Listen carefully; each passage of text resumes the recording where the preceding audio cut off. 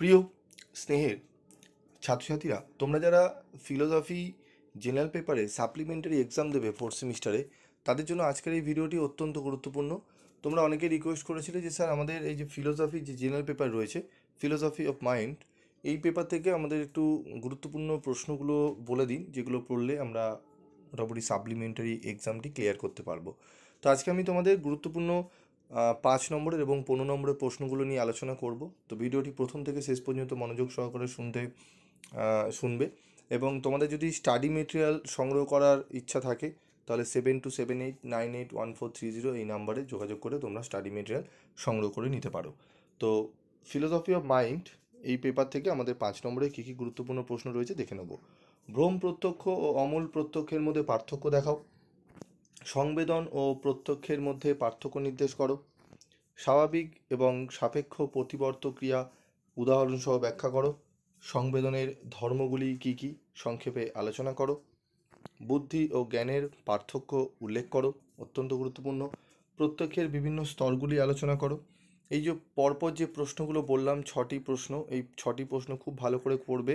তবে আমি বলবো যে কটি প্রশ্ন দিচ্ছি সব কটি প্রশ্নই পড়ে যাও, এবং উত্তর যদি ঠিকভাবে গোছানো না থাকে তাহলে বলবো স্টাডি মেটেরিয়াল সংগ্রহ করে নাও। উত্তর তোমাদের একদম সোজা সরল করে লেখা রয়েছে এবং গুছিয়ে দেওয়া রয়েছে, তোমরা পড়ে সাপ্লিমেন্টারি এক্সামটি ক্লিয়ার করে নাও।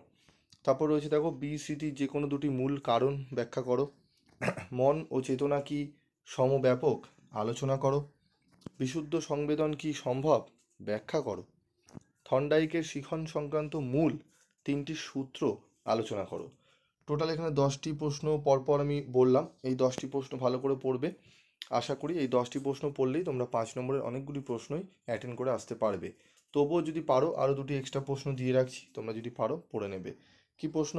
অবচেতন স্তরের স্বরূপ আলোচনা করো। ঠিক আছে, এই প্রশ্নটি ভালো করে একটু পড়ে রাখবে।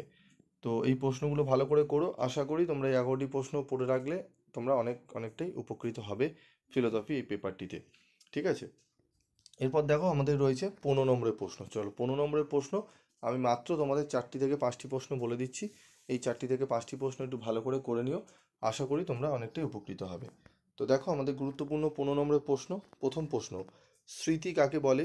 স্মৃতির উপাদানগুলি আলোচনা করো। স্মৃতি প্রসঙ্গে অনুষঙ্গের নিয়মগুলি সংক্ষেপে আলোচনা করো। ঠিক আছে, এই প্রশ্নটি গুরুত্বপূর্ণ।